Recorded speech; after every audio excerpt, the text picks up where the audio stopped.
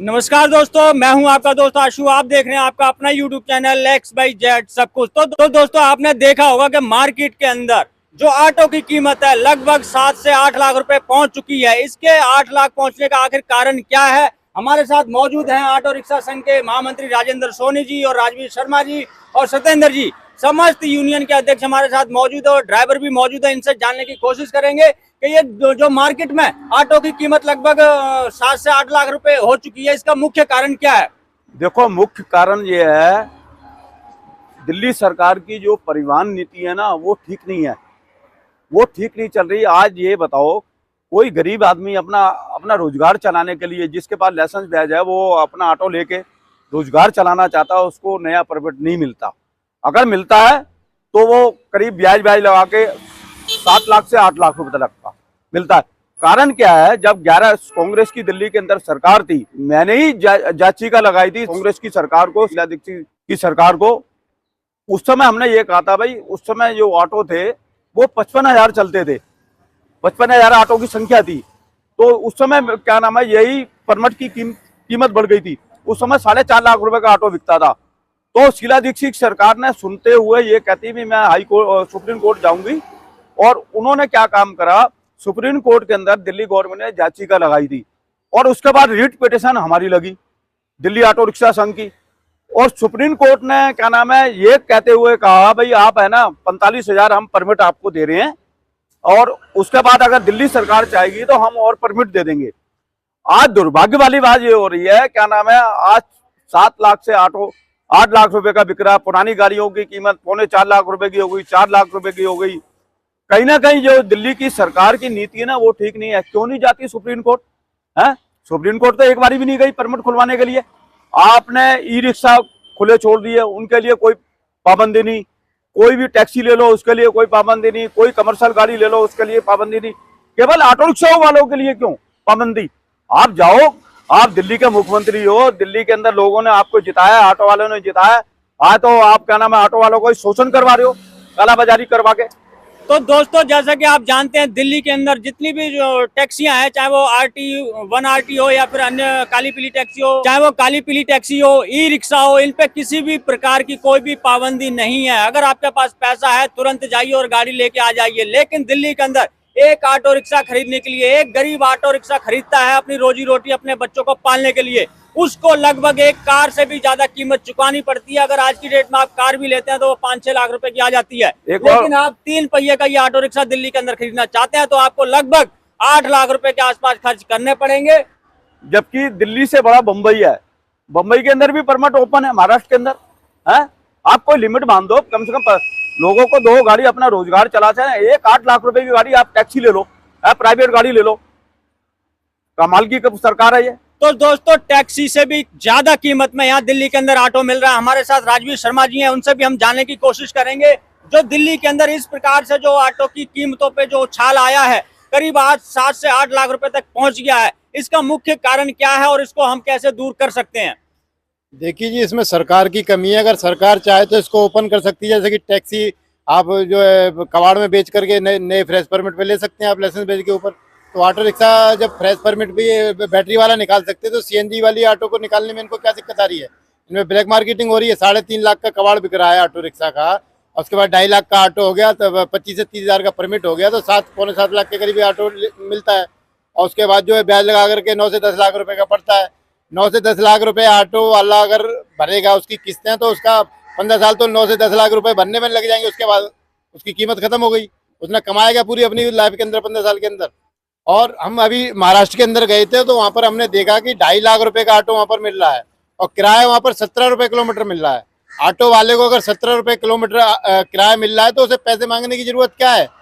यहाँ पर जो है 11 रुपए किलोमीटर अब जाके किया है, हुज्जत इतनी करी गई है, प्रदर्शन वगैरह किए गए, तब जाकर के हमारे को अब 11 रुपए किलोमीटर किया है, नहीं तो 9.5 रुपए किलोमीटर था। ऑटो 2.5 लाख का किराया, 17 रुपए किलोमीटर, और यहाँ पे 11 रुपए किलोमीटर किराया, ऑटो 7 लाख का। हमारे साथ ड्राइवर भाई मौजूद है, इनसे हम जानने की कोशिश करेंगे। आपने जब ऑटो लिया था, आज से कितने साल पहले ऑटो लिया था? मैंने ऑटो लिया था 9 साल होने को आया, अब 10 साल होने को आए हैं। 9 साल पहले आपको किस रेट में मिला था? मैंने 1.75 के लपेटे में लिया ये था। किसके माध्यम से मिला ये था? हमारे राजेंद्र सोनी है, इनके माध्यम से मेरे को ऑटो मिला था। मैंने फार्म भी बुक करा था तो कंपनी वहां जाता था तो मेरा नंबर नहीं देते थे, दलालों का नंबर पहले आता था। फिर मैंने आके सोनी साहब को बोला, जब इन्होंने मेरे और भाई थे, बहुत सारे भाई थे, जब हम साथ गए, जब उन्होंने हमारे के लिए कुछ सोचा। ये सन 2011 की बात है। जी हाँ। तो दोस्तों 2011 में जो सोनी जी के माध्यम से जो तमाम कई सारे ऐसे ऑटो ड्राइवर हैं जिनको कंट्रोल रेट पे सोनी जी ने गाड़ियां दिलवाई थी, वो आज अपनी रोजी रोटी चला रहे हैं और अपने बच्चों का पालन पोषण कर रहे हैं। हमारे साथ सत्येंद्र जी भी मौजूद है, इनसे हम जानने की कोशिश करेंगे। ये जो इस समय मार्केट के अंदर जो ऑटो के ऊपर उछाल आया है, क्या दिल्ली सरकार नए परमिट खुलवाने के लिए कोर्ट नहीं जा सकती? जा सकती है जी। नए परमिट, फ्रेश परमिट मिले, कालाबाजारी बंद हो, कंट्रोल रेट से जो है ऑटो चालक को ऑटो मिले लाइसेंस बेस पे, तो ब्लैक बाजारी न हो और सस्ते दाम में जो है ऑटो रिक्शा मिलेगा।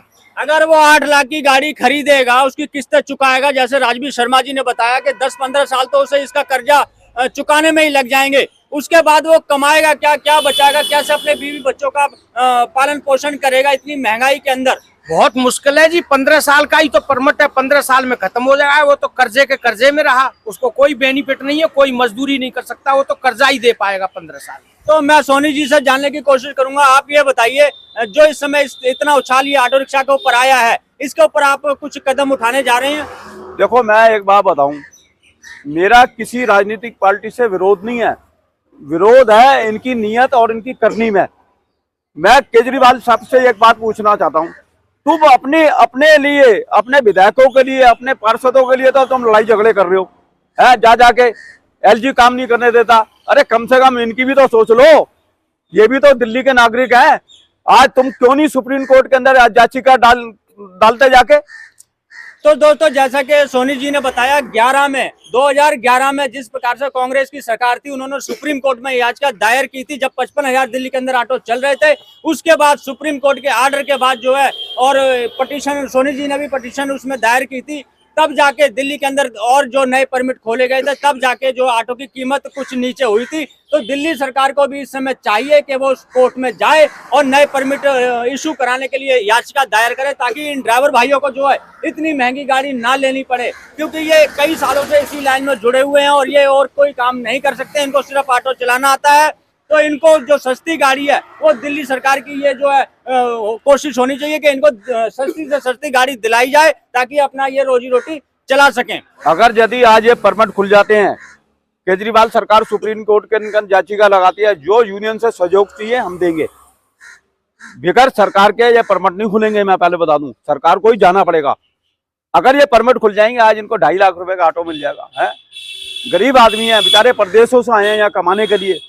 आपकी पहली ऐसी सरकार है दिल्ली के अंदर जो कि ऑटो रिक्शा 8 लाख रुपए का बिक रहा है दिल्ली के अंदर। और सुनो, आप बड़े बड़े दावे करते थे जाके स्टेटों में, मैंने ऑटो वालों के लिए ये काम कर दिया। आज तक किसी सरकार के टाइम में इतनी ऑटो की ब्लैक नहीं हुई, ना इतने ऑटो महंगे। मैंने शीला दीक्षित की सरकार थी कांग्रेस की, उसके टाइम में 4.5 लाख रुपए का ऑटो बिकता था। वो भी जब हम लोगों ने हल्ला मचाया, उनको कहा भाई परमिट खुलवाओ, परमिट खुलवाओ। आज तो 8 लाख रुपए का, 9 लाख रुपए का ब्याज समेत बढ़ रहा है। ये कौन सा कानून है? तो दिल्ली सरकार को भी चाहिए, जैसे कि अन्य राज्यों में जो है अभी भी कंट्रोल रेट से ही ऑटो मिलता है, चाहे आप महाराष्ट्र की बात कर लें या फिर आप यूपी की बात कर लें, अन्य राज्यों में अभी भी कंट्रोल रेट से मिलता है, क्योंकि वहाँ पे परमिट का कोई लफड़ा नहीं है। तो दिल्ली सरकार को भी न्यायालय जाना चाहिए, वहाँ पे अपनी याचिका दायर करनी चाहिए, ताकि इन ड्राइवर भाइयों को राहत मिले। तो मैं तो यही दिल्ली सरकार से कहना चाहूंगा कि जैसे कि अभी सोनी जी ने कहा है कि अगर आप याचिका दायर करें और किसी भी यूनियन की, जो हमारे साथ मौजूद है, सोनी जी हैं, सत्येंद्र जी हैं, राजवीर शर्मा जी हैं, अगर आपको इनकी मदद की कभी भी कहीं पे भी जरूरत पड़ेगी, तो ये सभी लोग आपका साथ देंगे और परमिट खुलवाने में पूरी आपकी मदद करेंगे। तो दिल्ली सरकार को इनकी मदद लेकर याचिका जरूर दायर करनी चाहिए। तो दोस्तों, ये थी मेरी छोटी सी जानकारी परमिट के ऊपर। जो इस समय जो ऑटो है बहुत ज्यादा महंगा हो चुका है। आशा करता हूँ कि आपको अच्छी लगी होगी। इसी प्रकार की और जानकारी पाने के लिए चैनल को सब्सक्राइब करें। मिलते हैं किसी और जानकारी से भरपूर वीडियो में, तब तक के लिए जय हिंद, जय भारत।